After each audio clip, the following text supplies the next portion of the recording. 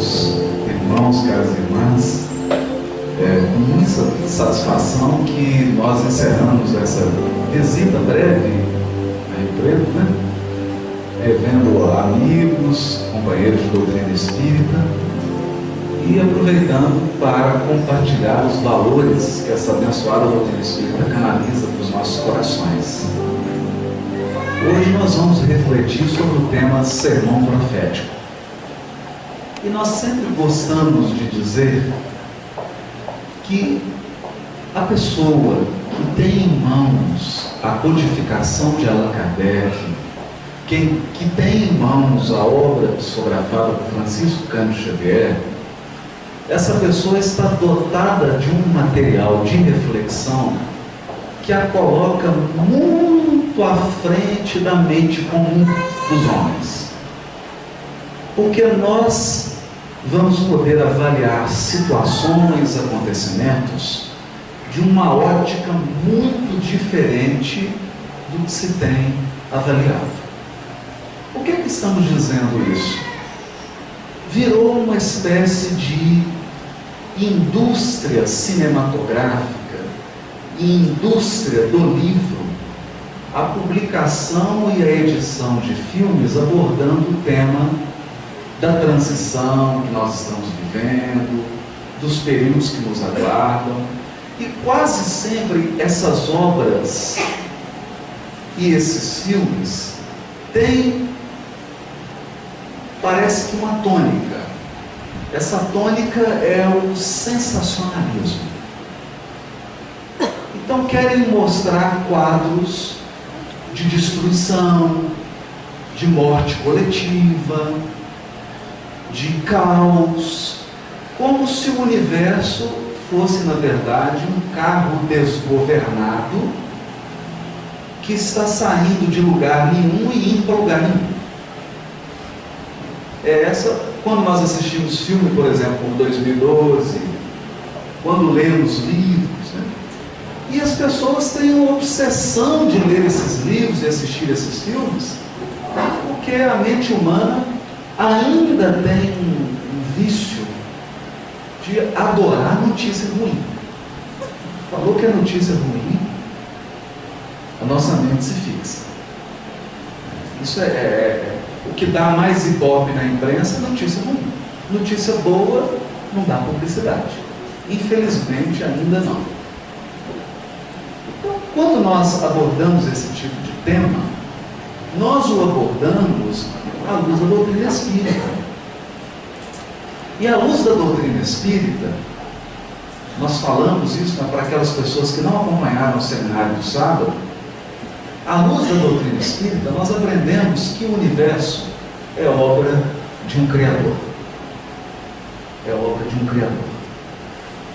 E eu me recordo da entrevista do Chico no livro Encontros no Tempo, uma entrevista que Joaquim Herculano Pires fez com o Chico, e ele dizia assim: não há definição maior de Deus do que aquela dada por Jesus ao nos ensinar o Pai Nosso. Deus é inteligência suprema? É o Criador do universo infinito e incompreensível para nós? Mas acima de tudo Ele é um Pai amoroso. É um Pai amoroso. De modo que a direção suprema da vida e do universo está nas mãos do Criador. Está nas mãos do Criador. Basta um simples olhar para o céu, sobretudo aqui, nessa região de São Paulo, quando não tem nuvem, para que nós possamos perceber que existe uma ordem absoluta presidindo todos os fenômenos da vida. Todos os fenômenos da vida. O sol nunca deixou de acordar no horário que ele sempre acorda. E nunca deixou de se pôr no momento exato. Há uma ordem suprema, basta olhar para cima. Só há desordem, por enquanto, na nossa vida. Porque na nossa vaidade de criatura, nós julgamos que podemos ser mais que o próprio Criador. E começamos a estabelecer planos, começamos a agir sem sintonia com as leis divinas que regem os nossos destinos. E quando nós fazemos isso, criamos perturbação e sofrimento para nós. Perturbação e sofrimento. Mas tudo isso nós estamos querendo dizer que há uma ordem absoluta. Há uma ordem absoluta. Mas nós também aprendemos na doutrina espírita que existem leis que nos regem. O Criador estabeleceu leis imutáveis que regem os nossos destinos. E aprendemos também que somos espíritos imortais. Ora, Deus não cria seres mortais. As criaturas de Deus são espíritos indestrutíveis, imortais. Por que eu estou dizendo isso? Para chegar num ponto muito importante. Tudo que é material, tudo que está ligado ao mundo das formas, está sujeito a uma lei chamada lei de transformação. Lei de transformação. E não há transformação, não há renovação sem destruição. Por isso, o codificador Allan Kardec, na sua sabedoria, indagou dos Espíritos e colocou um capítulo no título 3 do Livro dos Espíritos, chamado Das Leis Morais. Há lá uma lei, da lei de destruição.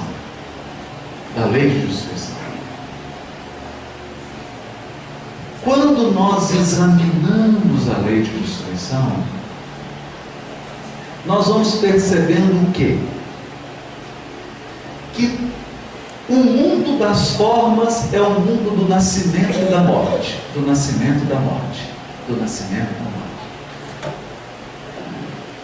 Qualquer pessoa que liga a televisão naqueles documentários de TV a cabo, Discovery, vai ver lá aquelas zebras atravessando o rio, aí algumas dezenas são comidas pelo jacaré. Outras são comidas por leão. E é assim que a evolução se dá. E na nossa própria vida. Nós nascemos, o tempo vai passando e a forma vai se desgastando. Onde está o Império Grego? Acabou. Onde que está o Império Romano? Acabou. Por quê? Porque tudo ligado ao mundo material tem seu ciclo de nascimento, crescimento e morte. É assim que a evolução se processa. Por isso, Deus não é Deus de formas físicas. Deus é Deus de espírito. Deus é Deus de espíritos imortais. Isso nós precisamos assimilar. Se nós somos espíritos imortais, por que estamos sujeitos ao mundo das transformações? A ponto de Emmanuel dizer assim, no livro Vinha de Luz, ao comentar o versículo, o reino de Deus não vem com aparências exteriores, Emmanuel afirma, tudo o que os olhos de um encarnado podem ver, está morrendo ou já está morto.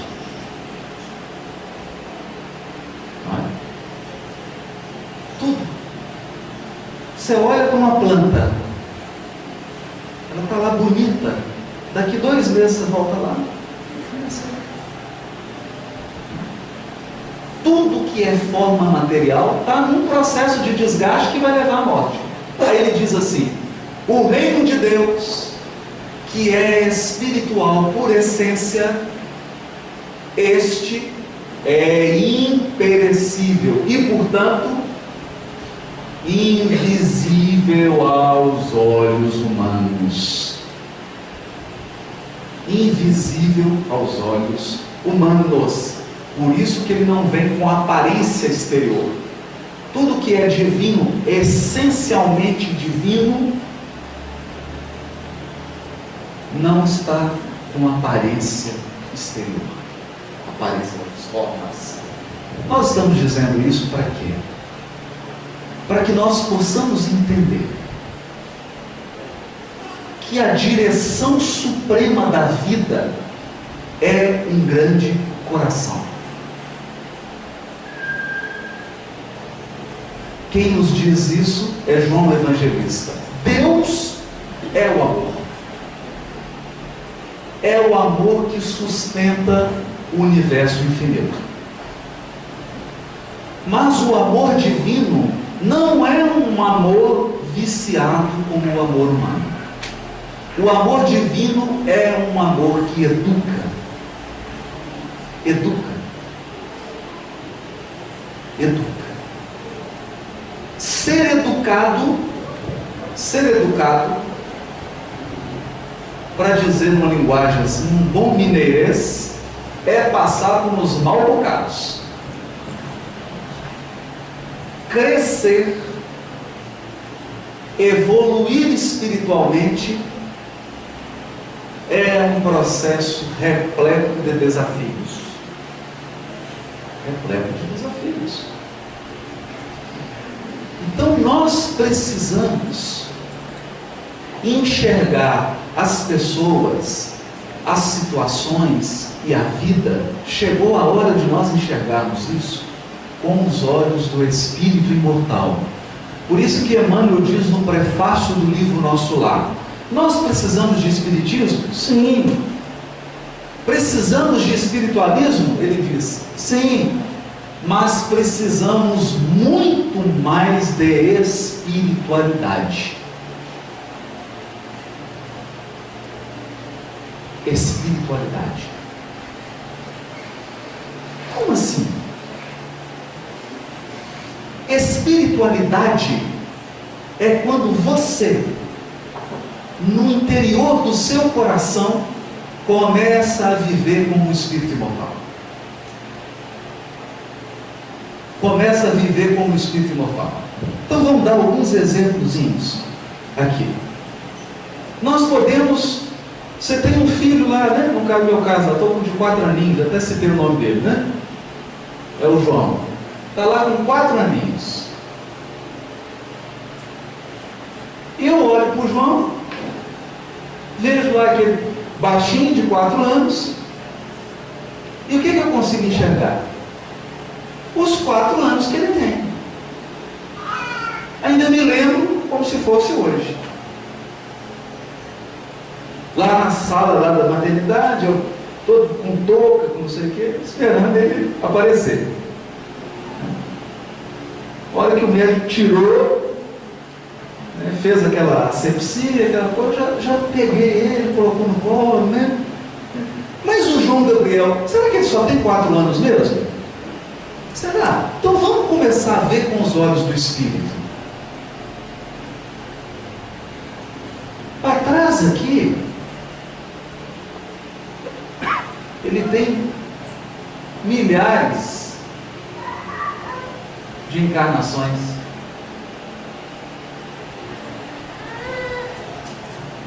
E para diante, ele tem a eternidade.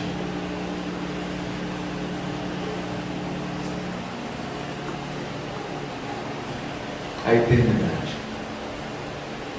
Mas cada um aqui pode fazer esse raciocínio com seu filho, com sua filha, com a sua esposa, com seu marido, com seus parentes. Quem era o seu marido ou a sua esposa há 3.000 anos atrás? Onde ele vivia?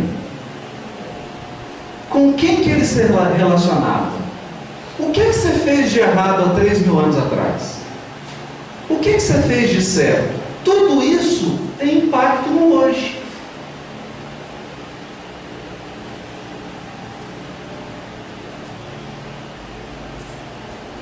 Todo o nosso passado tem impacto no hoje. Então, quando nós enxergamos uma vida só, a pessoa desencarnou com 80, esse aqui desencarnou com 10 anos de idade, esse aqui com 2, esse aqui com 20, esse aqui com 30. Você está vendo uma vida. O mundo superior está vendo uma sequência de centenas de vidas.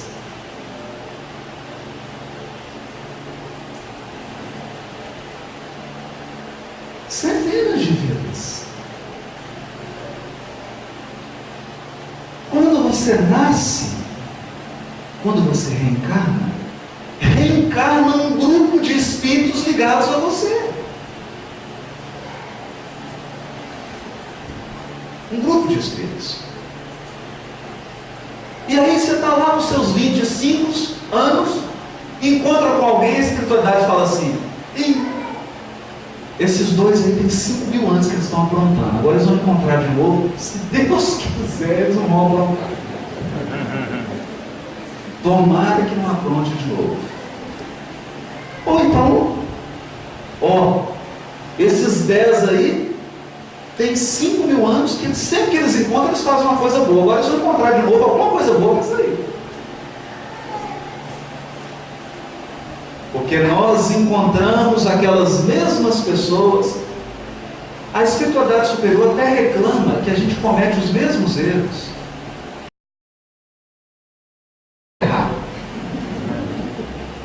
Não é? Está sem criatividade até para errar. Basta você ler lá os livros de André Luiz.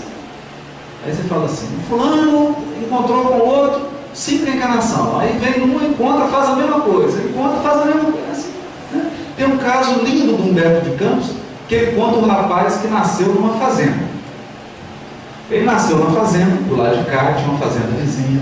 Ele falou assim: eu estou achando que eu vou colocar essa cerca 5 metros para lá. Aí durante o sono, os orientadores espirituais dele disseram assim: não mexe nessa cerca não, pelo amor de Deus, não cria confusão, não faz isso. Ele foi lá, mexeu na cerca.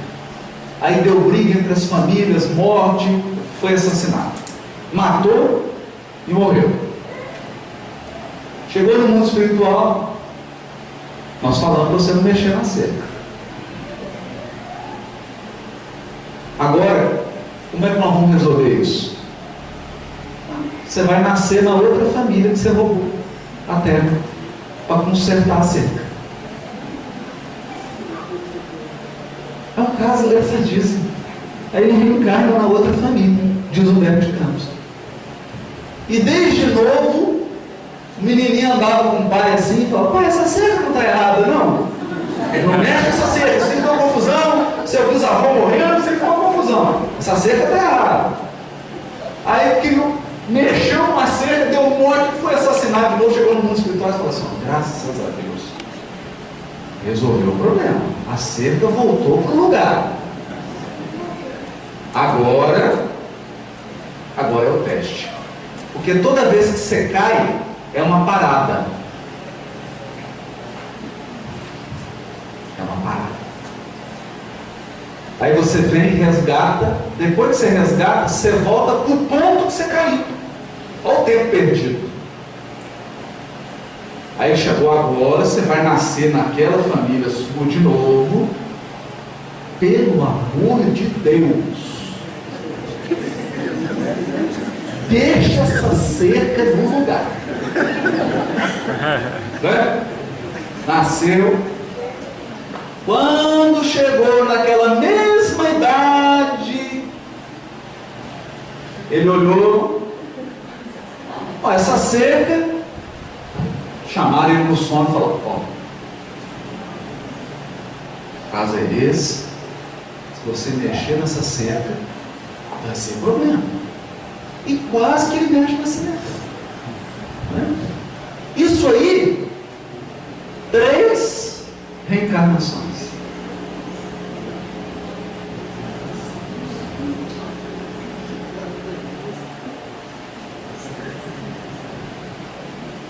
por causa de uma seca.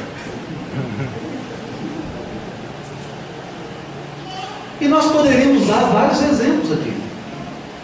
No mundo maior,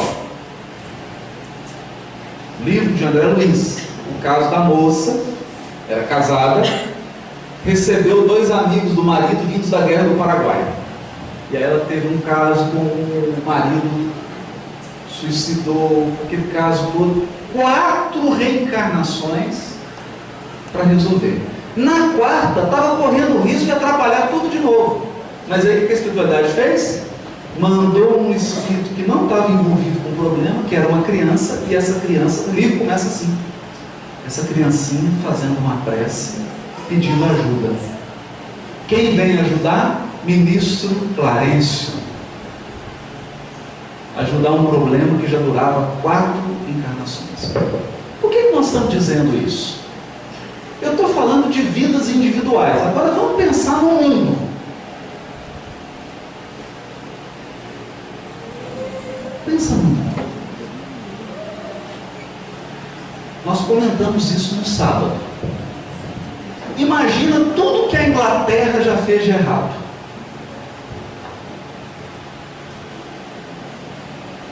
Tudo que já aconteceu de errado na França.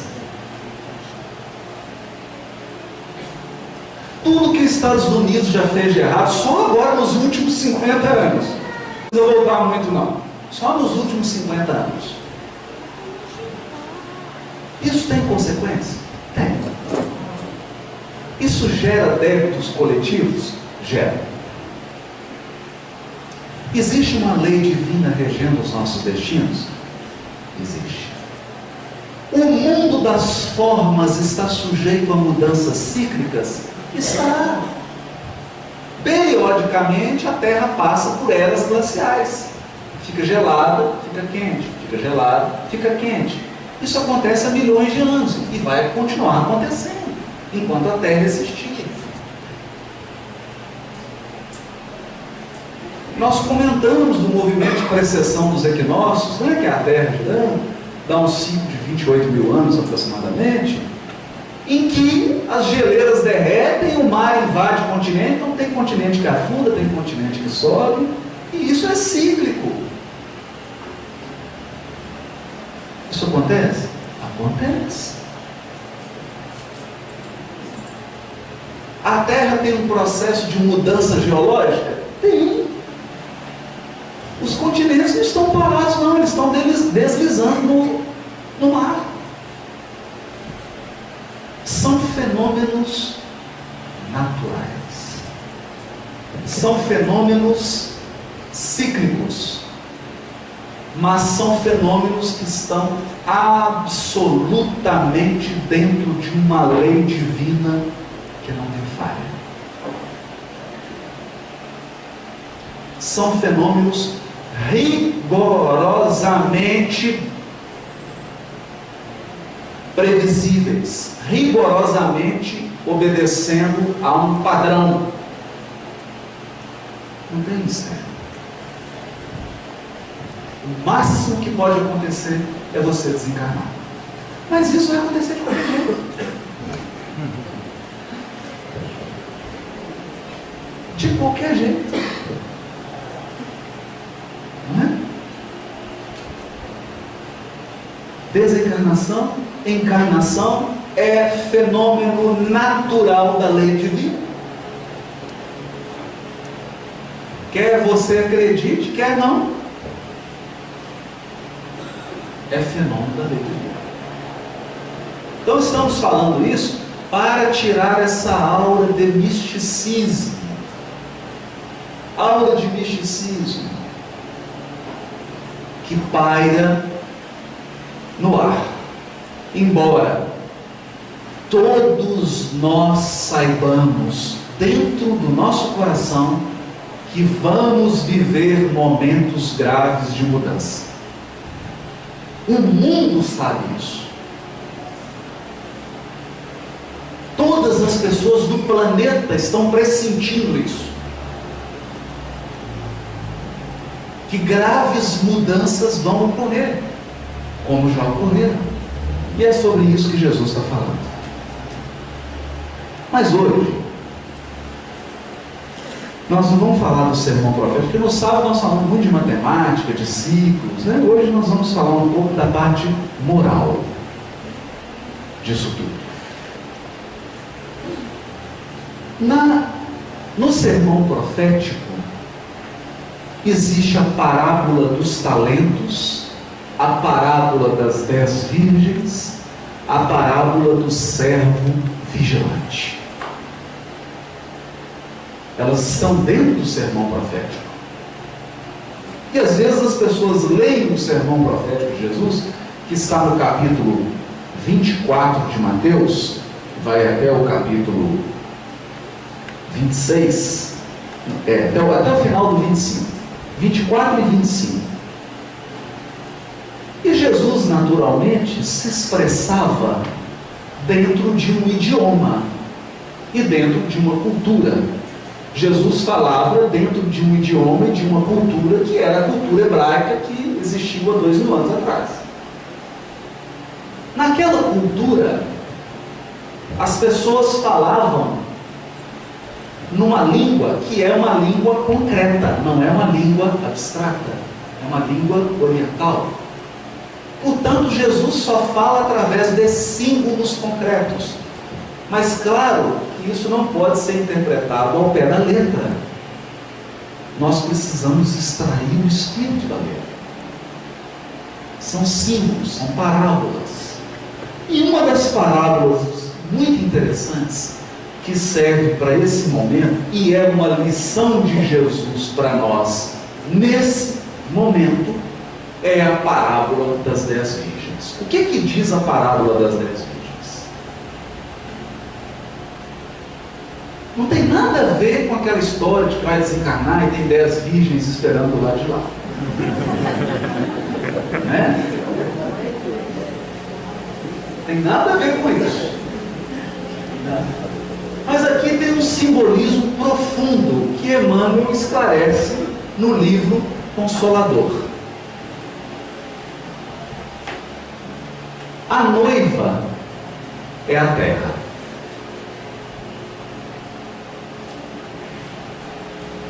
O noivo é o Cristo.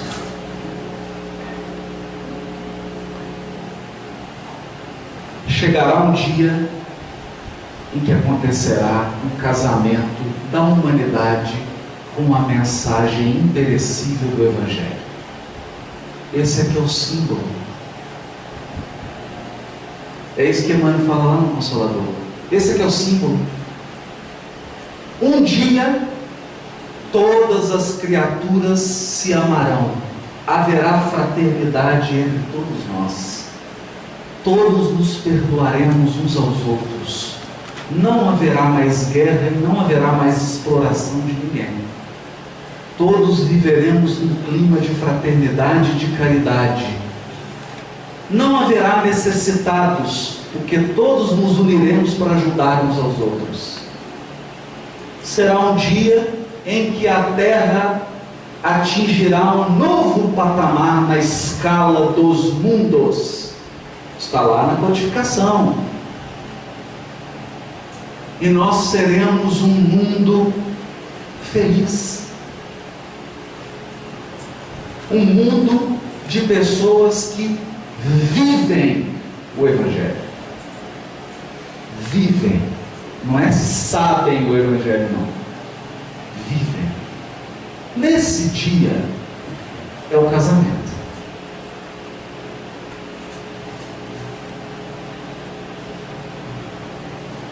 É o casamento. E na simbologia bíblica,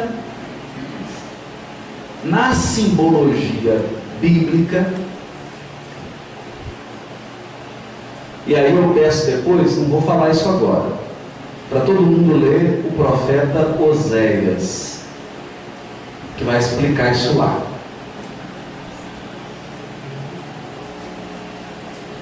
Existe um símbolo que é a virgem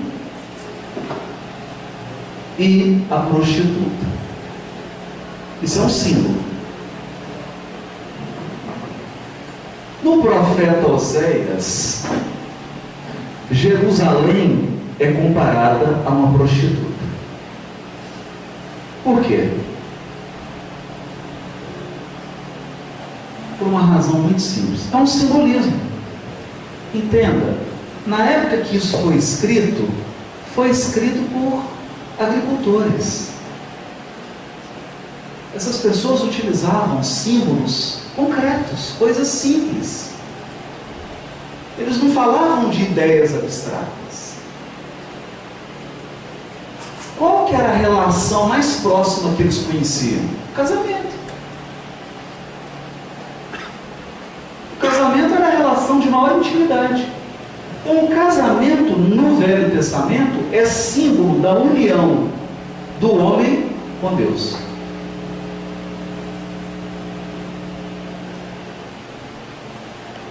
A união plena do ser humano com o Criador é um casamento. Se você ama a Deus sobre todas as coisas, você é uma virgem, independente se você é homem ou mulher. Porque a virgindade aqui é do coração. Se você não ama a Deus sobre todas as coisas, se você ama outras coisas mais do que Deus, você é casado com outros deuses. Vou dar um exemplo. Está difícil? Vou dar um exemplo. Bem fácil. Jesus diz assim no Evangelho: onde estiver o vosso tesouro, aí estará o vosso coração. Se você ama mais o dinheiro do que a Deus, seu coração está no dinheiro. Então você é casado com o dinheiro. E é uma esposa caprichosa, né? A riqueza é uma esposa caprichosa. Se você ama a violência, você é casado com um crime. Aquilo que você mais ama é aquilo que você atrai para o seu destino.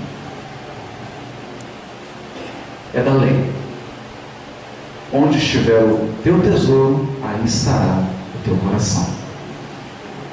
Nós atraímos para a nossa vida e para o nosso destino aquilo que nós mais amamos. Tem gente que ama destruir. Ele não pode ver nada construído que ele quer destruir. E o destino dele é repleto de destruição, morte e tristeza. Tem pessoas que amam a paz, e a vida deles é uma paz. O destino deles é pacífico. Então é isso. Se você ama outras coisas acima de Deus, você tem muitos maridos.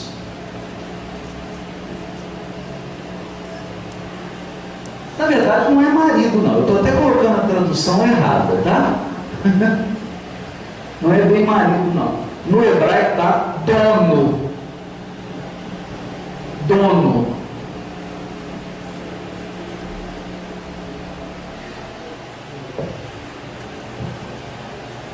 Dono. Você se torna escravo. A pessoa vaidosa se torna escrava da vaidade. O orgulhoso, ele se torna escravo do orgulho. A pessoa orgulhosa, ela entra aqui, ela é incapaz de aproveitar as outras pessoas, de conviver, de conversar. Por quê? Porque ela está preocupada em se colocar acima dos outros. É uma obsessão. Ele não consegue viver sem querer ser melhor que os outros. É escravo.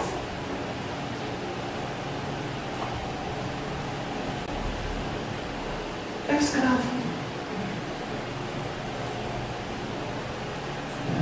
A pessoa excessivamente apegada a bens materiais é escravo. É um escravo. Tem até aquela anedota que o Salim caiu no buraco. Chegou uma pessoa e falou: Salim, me dá a mão. E ele nada. Salim, me dá a mão. Aí chegou outro e falou: não é assim que ajuda ele não. Salim, toma a mão. Pegou, né? Aí não dá, só recebe. Toma a mão, né? Você se torna escravo. E isso passa a controlar a sua vida. Por isso que o primeiro mandamento, Jesus refrita isso, é amar a Deus sobre todas as coisas. Quando nós amamos a Deus sobre todas as coisas, na linguagem simbólica do Velho Testamento, você se transforma numa virgem.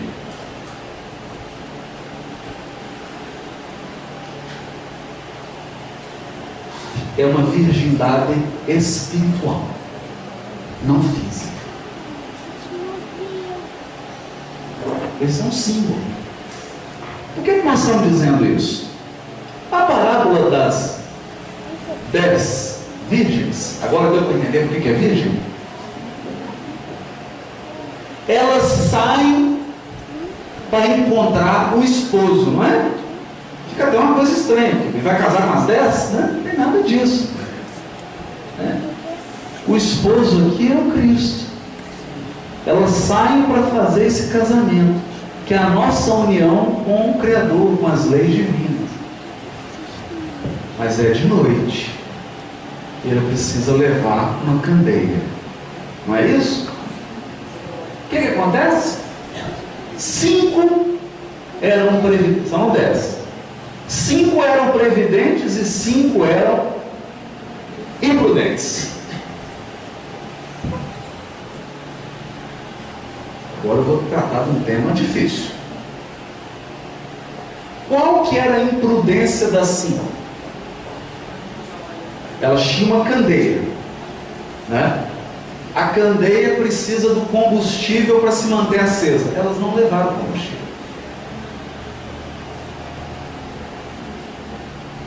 Quando chegou a hora, precisava acender a candeia, precisava fazer luz.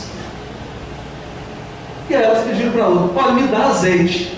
Só que existe uma regra no universo: ninguém evolui para o outro. Ninguém empresta luz para o outro.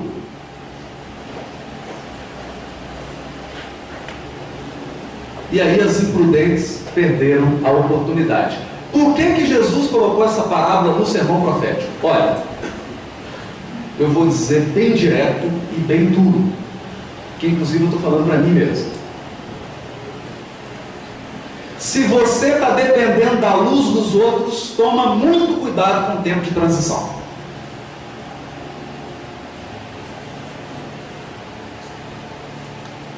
Toma muito cuidado. Há milhares de criaturas que vivem seguindo os seres humanos. Ah, fulano falou que tem que fazer isso. O guia falou que tem que fazer isso. Ah, eu sigo Beltrano, eu sigo Ciclano. Porque nós estamos vivendo a época dos gurus. Tem guru para tudo. Guru para perder barriga, guru para ganhar barriga. Guru para se vestir, guru para se despir.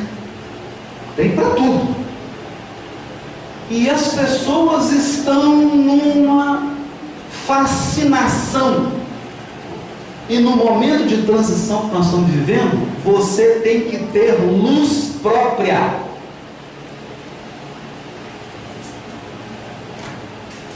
E para ter luz própria, seu coração tem que se acender. Seu coração tem que virar uma chama.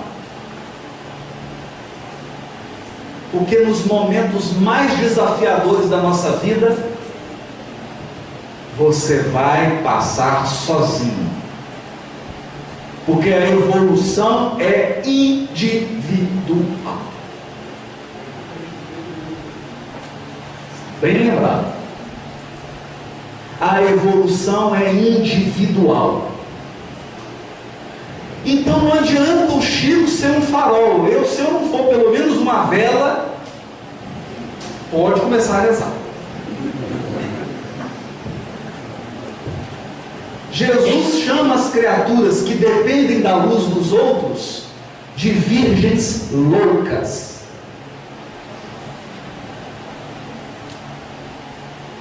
Nós precisamos acender luz em nós mesmos.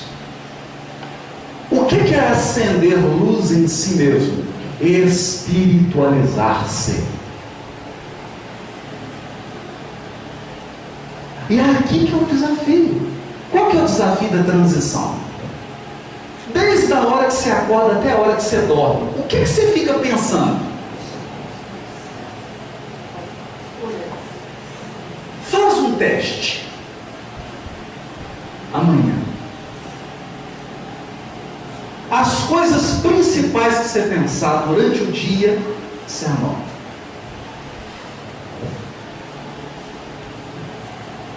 Você acorda, aí passa um vizinho, nossa, mas ele é feio. Não, você não fala, mas pensa. Mais feio do que eu. Você já está criticando. Ele vai pensando tudo no seu dia a dia. A somatória do que você pensa e do que você sente é o que você verdadeiramente é.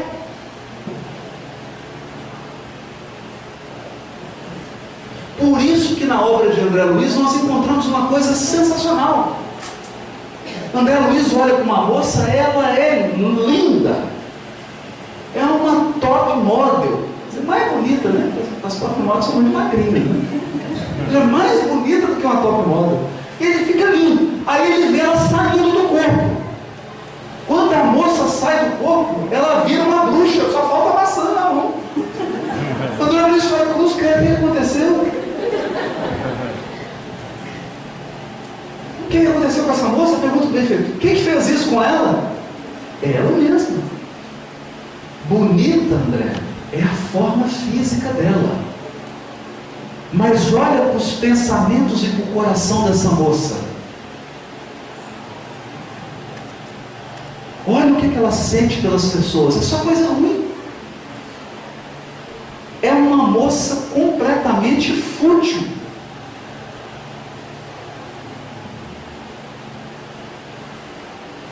Então, quando você chega no mundo espiritual, você é despido. Despido de quê? Despido do corpo, da aparência física. Então, é no mundo espiritual que nós vamos saber quem que é bonito e quem que é feio.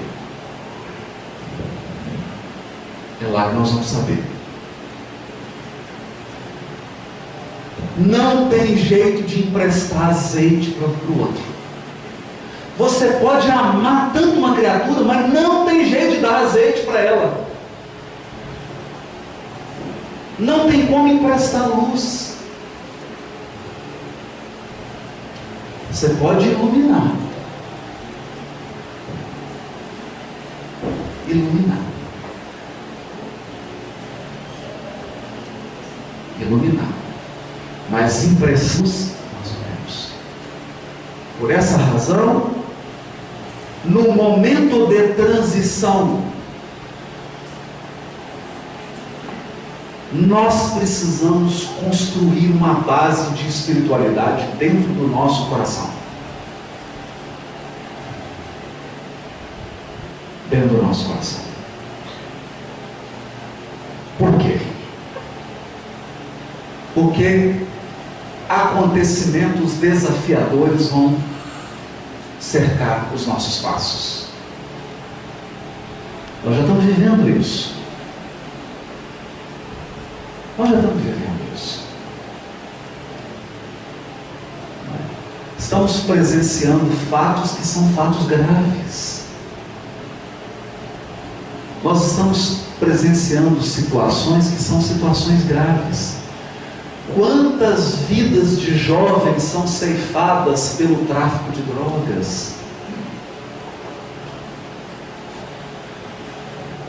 Quantas? Cada jovem viciado em droga tem pai e tem mãe.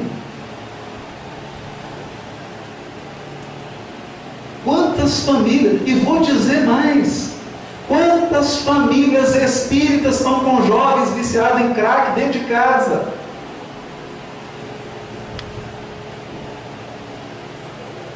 Em cocaína, em outras drogas. Em ácidos, comprimidos. Quantos? Vamos pensar nisso.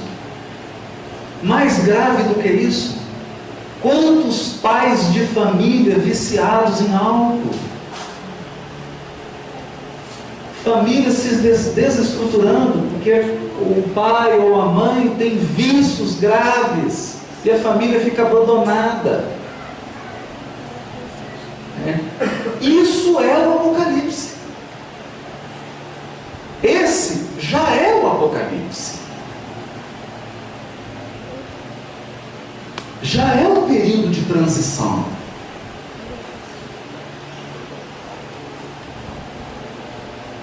Não precisa ir longe. As grandes catástrofes que nós estamos vivendo são catástrofes de ordem moral. Mais do que de ordem física. E nesse momento nós precisamos primeiro construir luz em nós mesmos. Olha, isso é difícil. É difícil. O que nós aprendemos aqui? Fé. Fé. Fé. Aí você vai aprendendo. 1 ano, 2, 3, 4. Aí vem a tempestade na sua vida, que é a hora de você treinar a fé.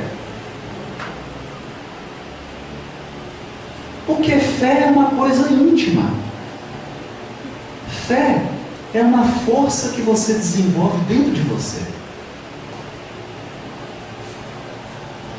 Paciência é uma força interior. Interior. É uma luz que você acende. Por isso que nós temos um livro belíssimo psicografado pelo Chico, que se chama Voltei, que é o nosso irmão Frederico Figner, que foi diretor da Federação Espírita Brasileira. O que esse homem trabalhou no movimento espírita, mas trabalhou muito. Ele trabalhou tanto fora que esqueceu de trabalhar dentro.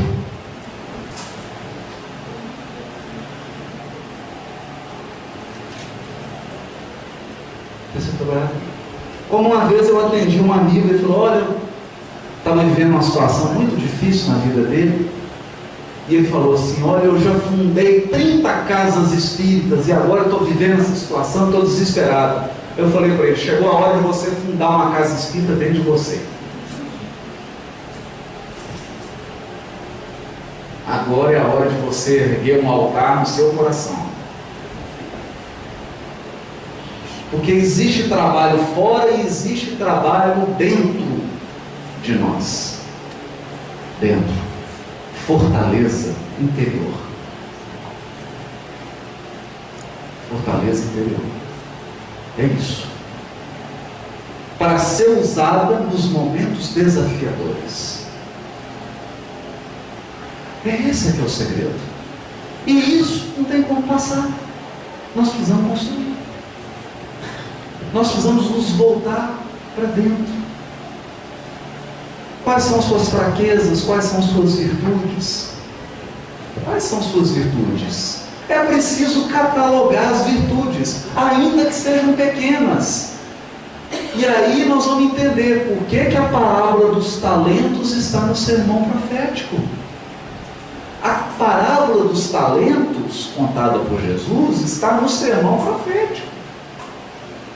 Como se Jesus dissesse assim, usa o que você tem de melhor. Emmanuel diz, já pensou um mundo em que todos os seres humanos contribuíssem com seus valores para a obra coletiva? Já imaginou, gente? Um mundo em que todo mundo fizesse um pouquinho para ele ser melhor? ele muda amanhã. Muda amanhã. Mas, o que nós fazemos? Enterramos as nossas potencialidades. Então, vou dar um exemplo.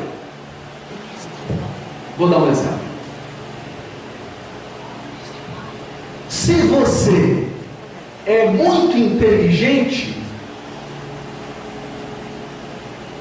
o que Deus espera de você?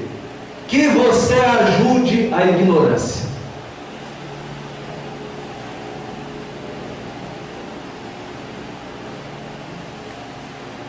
Se você é alguém que já conquistou a humildade, o que Deus espera de você? Que você conviva com as pessoas que são orgulhosas.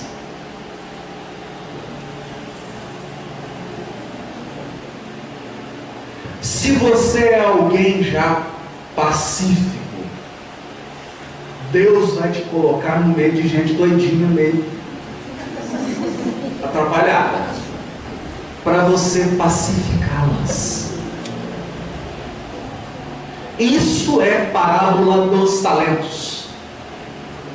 Os bons colocados como sal na multidão dos maus.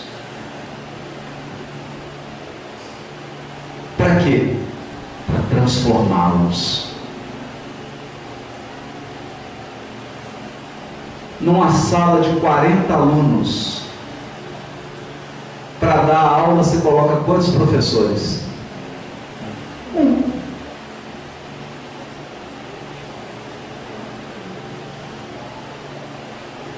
Se eu for fazer arroz para todo mundo aqui, 5 quilos de arroz, 5 quilos de sal, é essa a proporção? Por isso Jesus diz: vós sois o sal da terra.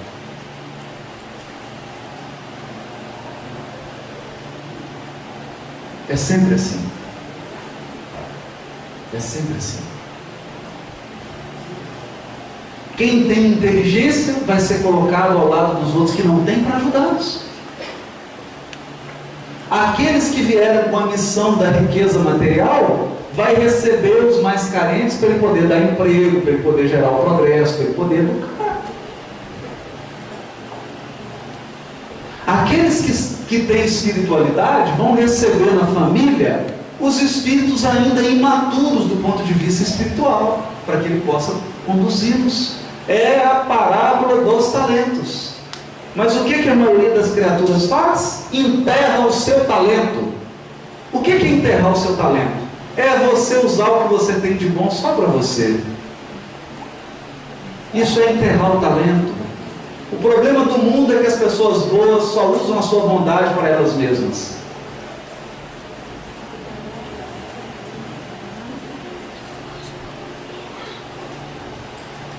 Nós usamos os nossos potenciais só para a nossa vida, só para os nossos, e esquecemos de espalhar para a família universal. Esquecemos. Eu me lembro de um caso do Chico, que é um caso muito bonito. Foi um período, aliás, um dos períodos, porque o Chico passou por períodos profundamente desafiadores. Mas um dos períodos é quando ele vivia ainda em Pedro Leopoldo. E ele tinha um companheiro de trabalho, um irmão espiritual e irmão de sangue, José. As pessoas procuravam ele na fazenda modelo, ele mandava para o José recebia na sapataria, conversava, dava um primeiro atendimento para depois encaminhar para o grupo espírita à noite. O José, casado, tinha um filho que tinha paralisia cerebral. O que aconteceu? Repentinamente José desenganou. A esposa teve um surto, foi internada no hospital psiquiátrico. E o Chico, além do trabalho, das atividades no grupo espírita, teve que receber o sobrinho para ele cuidar. que ele fez? Chorou. Sentou e chorou. E começou a chorar. Aí chegou a irmã. Por que você está chorando, Chico? O senhor não sabe. A minha cunhada está internada no hospital psiquiátrico.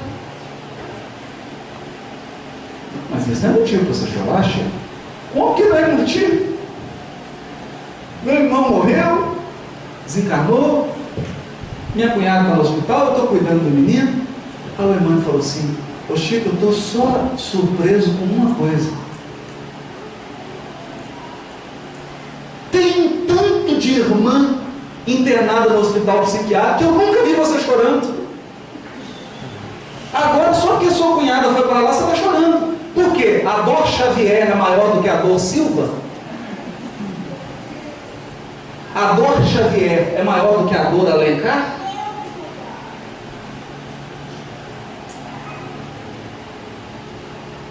É sério. E aí ele tomou um choque. Tem anos que nós temos dezenas de irmãs internadas lá, nunca vi cair uma lágrima em você. Agora que a sua cunhada foi, você vai chorar.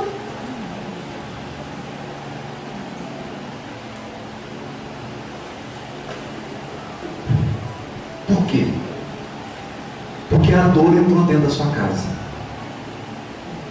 Porque quando ela estava na casa do vizinho, na rua inteira, no bairro inteiro, na cidade inteira, não tem problema. Mas quando ela entra dentro da nossa casa, aí é um problemão. Parábola dos talentos. O que Jesus contou aqui? Porque nós vamos precisar dividir os talentos. E quando eu digo dividir os talentos, estou lembrando aqui, aprendi isso tem 15 dias, né? Nós estávamos em Franca fazendo uma palestra e contamos com um grande companheiro aqui no Movimento Espírita de São Paulo, Meri Seba. Já morou aqui em São José do Rio Preto, agora está morando em Ribeirão Preto, né? E o Meri contou um caso emocionante. Ele estava fazendo uma palestra e falando sobre isso, que cada pessoa tem o seu valor, tem o seu potencial. Ele, por exemplo, era uma pessoa formada em comunicação e publicidade. Então ele tinha uma facilidade para falar, para explicar, para lidar com a divulgação. E ele estava fazendo uma palestra. Mas ele não sabe sequer plantar uma laranja. Falou: eu não sei plantar nada. Mas todo dia eu chupo 2 laranjas. E eu peço a Deus para que não falte as pessoas que plantam a laranja, que eu preciso plantar a laranja. Quando acabou a palestra, veio um senhor lá no fundo, era um lavrador.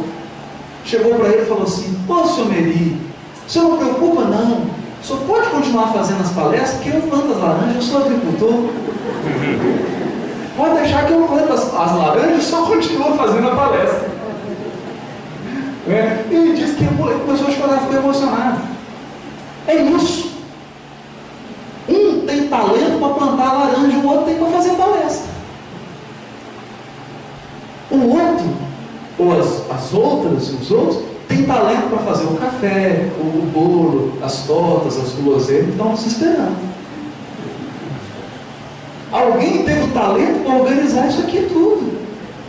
Para a gente chegar aqui, encontrar tudo já no lugar e só sentar. Mas o que é a beleza da vida? É quando nós compartilhamos os talentos.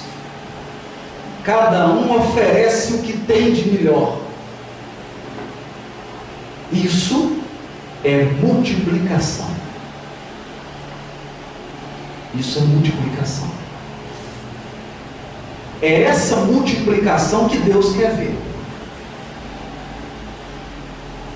Deus quer que a gente multiplique mesmo, mas multiplique para compartilhar, não para usar só para a gente. Multiplique para compartilhar. Parábola dos talentos. Parábola do servo invigilante. Invigilante. Olha, é fácil você ficar vigilante um dia. Uma semana já é mais difícil. Um mês já é um pouquinho mais difícil. Um ano, a dificuldade vai aumentando. Ficar vigilante uma encarnação inteira é um grandioso desafio.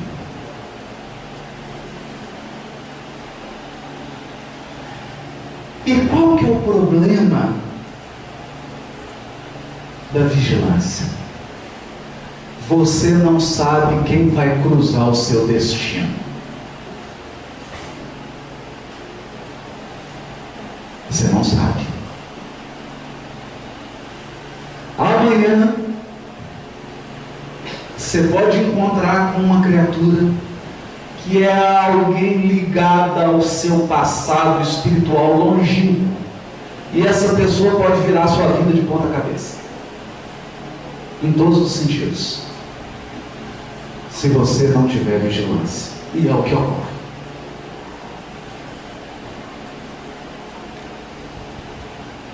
Portanto, evolução espiritual consciente é manter-se vigilante quanto às circunstâncias e quanto às pessoas que aparecem no nosso destino.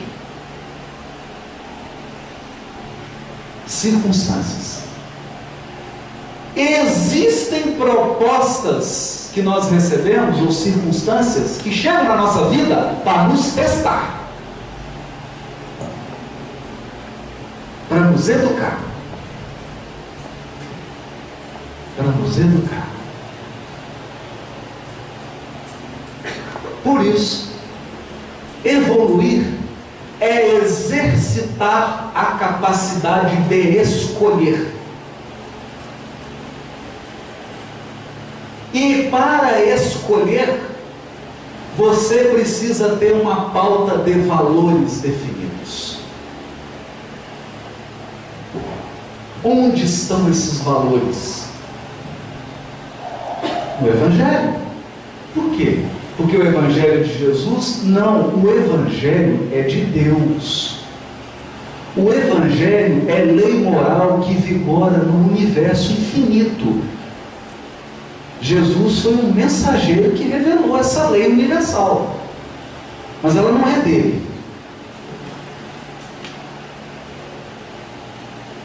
É um valor. É um valor. E a gente vai percebendo isso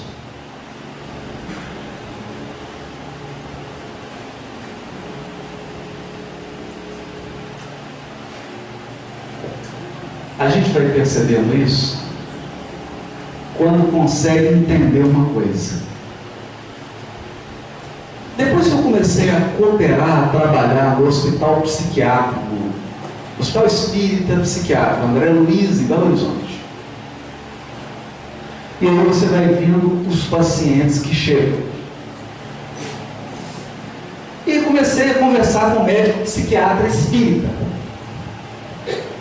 Aí você vê uma pessoa chegando no hospital surtada, completamente enlouquecida. E eu ficava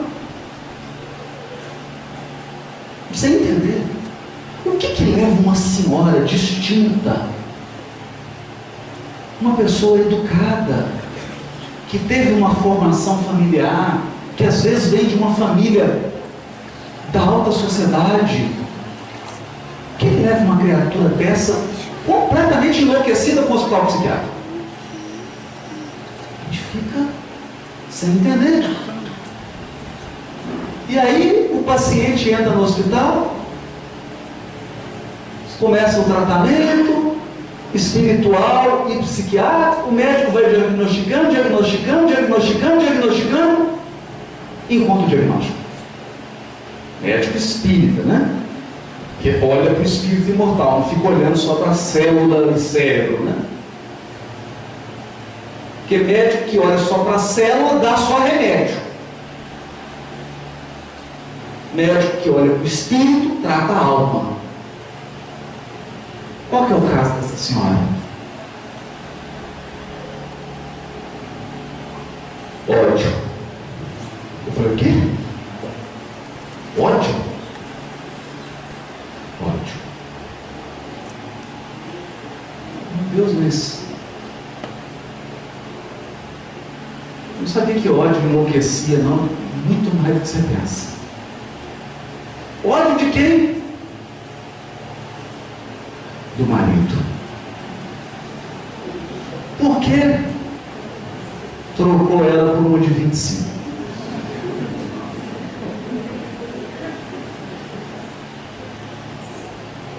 Esse é o diagnóstico.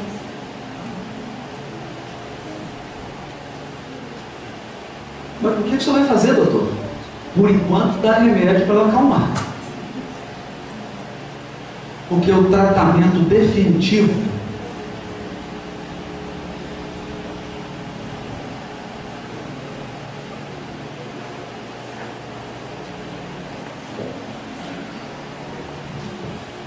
é perdão.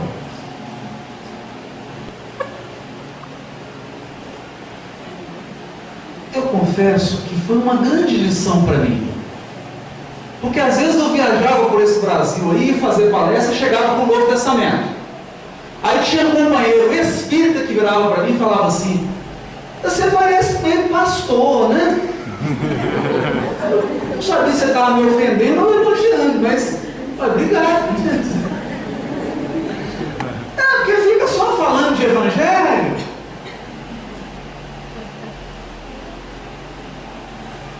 Evangelho, não tem uma coisa nova, não?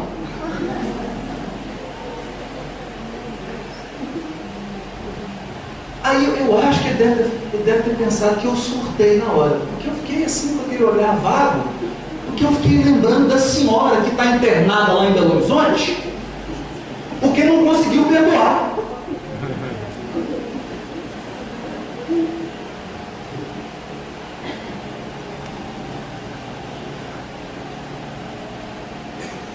O que eu vou oferecer para ela? O quê? Vamos falar de disco voador com ela? Quem sabe ela melhor?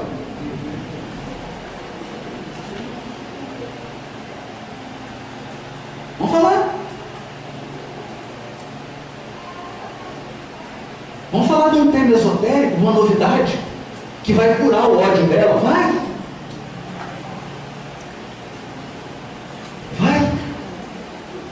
Então sabe o que nós fizemos? Criamos uma dinâmica no hospital psiquiátrico, que não adianta você fazer palestra para doente mental, a não ser que você seja um também, porque ele não te escuta. Uma hora dessa aqui ele já tinha saído, acabou. Então nós vamos encontrar como é que eu vou ensinar evangelho para quem está internado no hospital. Então nós começamos a criar dinâmicas de grupo e trabalhos com argila e trabalhos manuais voltados para o evangelho. A pessoa fica coisas assim. Tem uns que não consegue, ele não consegue colocar comida. Tem doente psiquiátrico, ele não consegue se servir. Se você colocar assim arroz, feijão, alface e carne, ele não consegue escolher. Ele fica parado. O que foi? Sabe por que ele está parado? Ele não consegue decidir o que ele vai colocar primeiro. Sabe qual que é a terapia para ele? É o médico vir aqui e começar a ensinar ele a pegar o arroz. Não, você pode pegar qualquer um primeiro, não tem problema não. Então nós começamos a criar dinâmica assim, pegava o sujeito e falava, vamos montar aqui uma manjedoura? Aí ele fazia um ninhozinho, uma manjedoura. Põe Jesus aqui. Nasceu na manjedoura. Nasceu. Nasceu. Ele já começava a pensar. Perdão. Sabe o que aconteceu? A direção do hospital chamou todos os médicos para uma reunião Os médicos psiquiatras que não eram espíritas queriam saber por que os doentes que participavam da terapia de evangelho não precisavam tomar remédio à noite para dormir.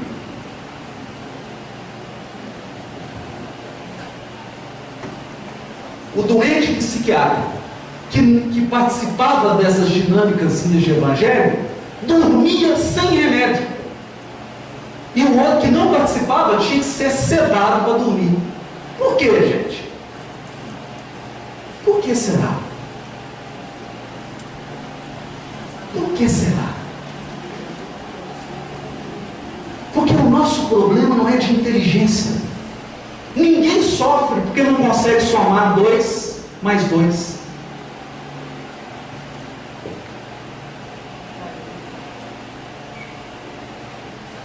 Você já viu alguém angustiado? Falou, meu amigo, por que você está angustiado? Estou muito deprimido, estou tomando antidepressivo, que eu estou com essa equação aqui, ó, raiz quadrada de seno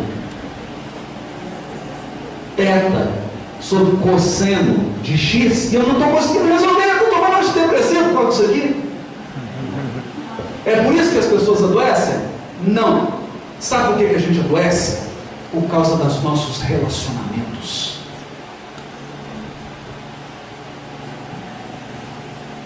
Você fica bem ou mal por causa do seu coração. Então o que te leva para cima, o que te afunda é seu coração.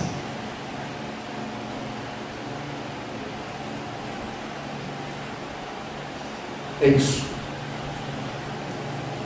É isso. Por isso que evangelho é isso aí.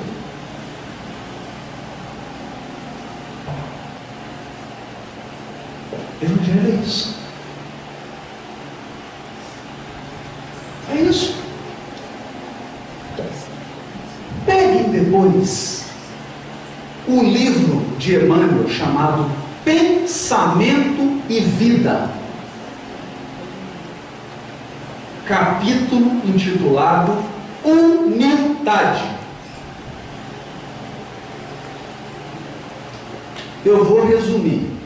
Eu vou espremer o suco e dar só o caldo. Depois vocês leem lá para ver qual que é a laranja de onde que eu tirei o suco. Sabe o que o Emmanuel fala? Orgulho faz você desenvolver câncer. Pessoas prepotentes, pessoas que têm dificuldade de seguir regras, pessoas que têm dificuldade de obedecer, pessoas voluntariosas, que gostam que tudo seja do jeito dela, é um forte candidato a desenvolver câncer. É uma das causas. Está lá no livro Pensamento e Vida. E infelizmente, eu estou com um caso assim na família.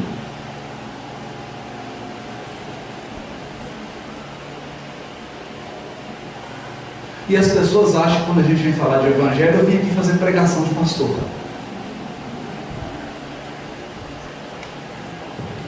Não. Não. Jesus é médico das almas. Médico das almas. Médico das almas. Nós tivemos um caso, agora vou citar um caso que vocês conhecem, né? Sem crítica, pelo amor de Deus, vamos vibrar por essa criatura, vamos fazer prece por ela, porque está num processo complicadíssimo.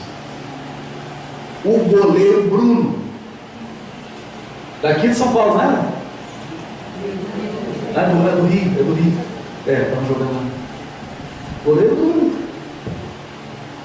O rapaz começa a entrar no fórum, dá crise de desmaio, começa a passar mal mesmo. E vou dizer para vocês, porque isso está lá no livro No Mundo Maior de André Luiz, ele vai enlouquecer.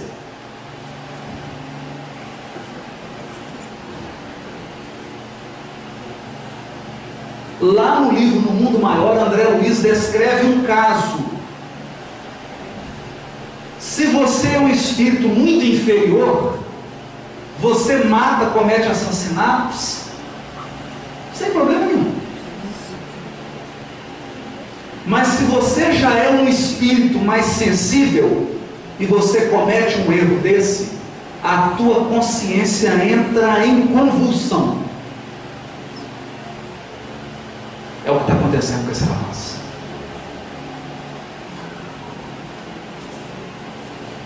Está em convulsão. Por isso, meus amigos, os terremotos, os maremotos, os tremores de terra vão acontecer dentro de nós. Já está acontecendo. Vocês não estão vendo os terremotos acontecerem? Famílias sendo destruídas. O aumento do consumo de antidepressivo. O aumento do número de suicídios. A quantidade de jovens universitários aqui em São Paulo, São José do Rio Preto, usuários de droga. Muitos tendo que parar o curso para ser internados. Isso já é terremoto. Isso já é sermão profético. Já está acontecendo. Quando a terra começar a tremer mesmo, é fichinha, isso aí é o menor dos problemas. Porque os cataclismos morais que estão invadindo o mundo são muito mais graves. Muito mais graves. É triste você ver, como eu presenciei, um companheiro, um doutorado, surtando.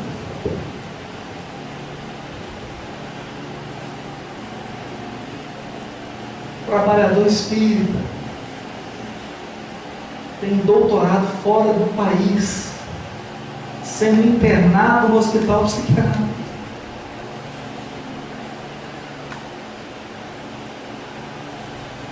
E você tem que conduzir o amigo.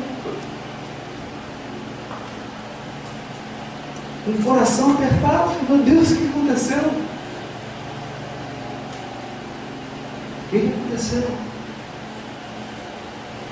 Virgem louca. Não iluminou o próprio coração. Não iluminou o próprio coração. Então, eu gostaria de dizer que nós precisamos agora de vigilância.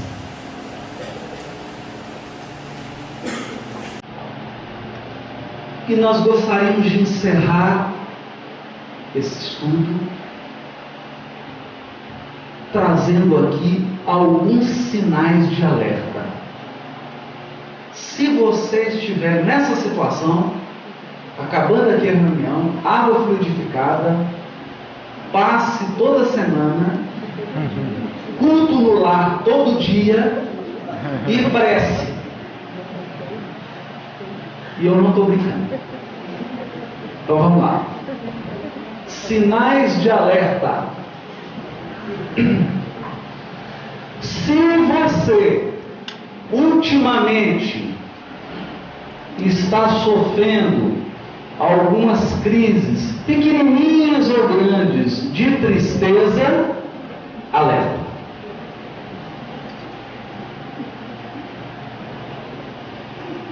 Está triste hoje, aí amanhã, sem motivo nenhum, começa a dar aquela tristeza em você, depois de amanhã, dá aquela tristeza, a tristeza, toda hora vem uma tristeza em você, sinal de alerta. Procura socorro. Porque, é claro, que isso aí, num grau máximo, gera uma depressão.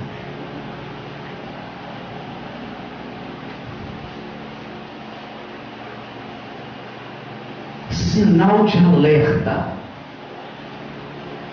Inconformação.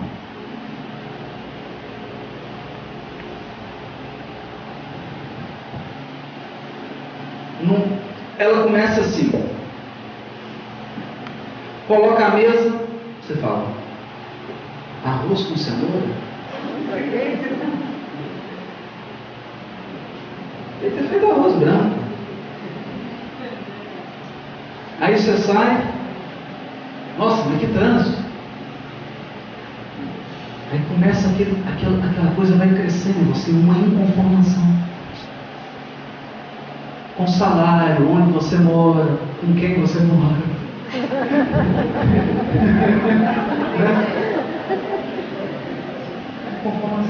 Isso vai crescendo, crescendo, crescendo e vira grave. Inconformação.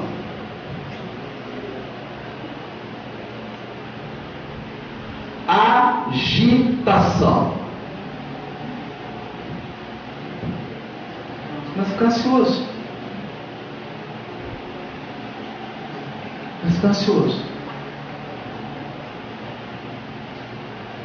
Pode parecer brincadeira. Mas, pelo menos, eu não sei se está acontecendo aqui em Rio Preto ou na região. Mas em Belo Horizonte, o que tem de gente com toque, com síndrome do pânico, é assustador. Dá para entrar em pânico. Eu estou presenciando jovens de mocidade com 18 anos com síndrome do pânico.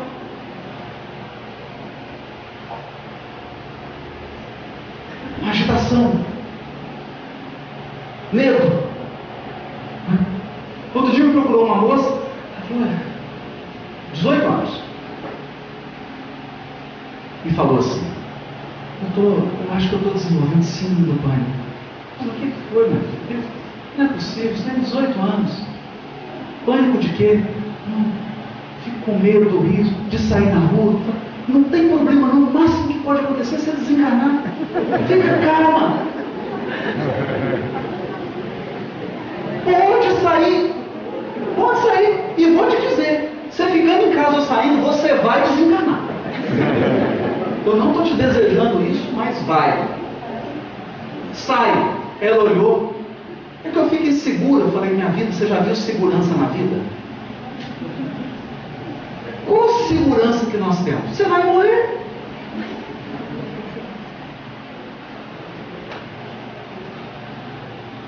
Qual a segurança que tem? Você vai desencarnar, gente.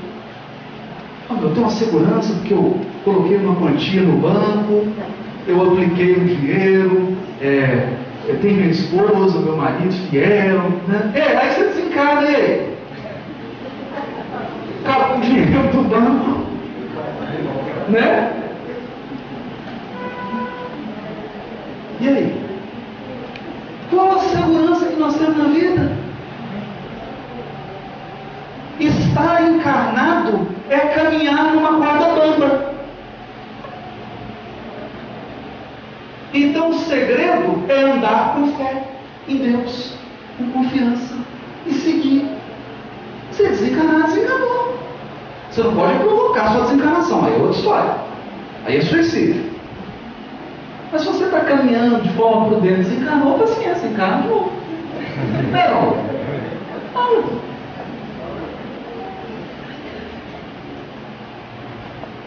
Então isso aqui é complicado, hein? Agitação, medo. Agitação, medo. Tristeza, inconformismo, agitação, medo. Outra coisa, cólera.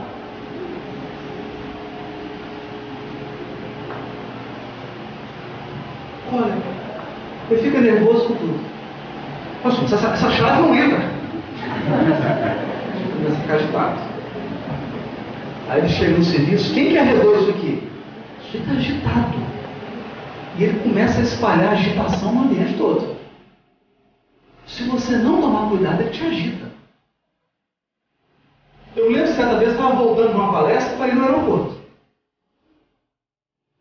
E aí a fila começou a andar. a cada hora. Então, de hora em hora, um andava. Já tinha 2h30 gritando na fila, aí uma dona surtou. Ela ficou levando. Aí ela chamou o atendente, já começou a discutir, eu vi ela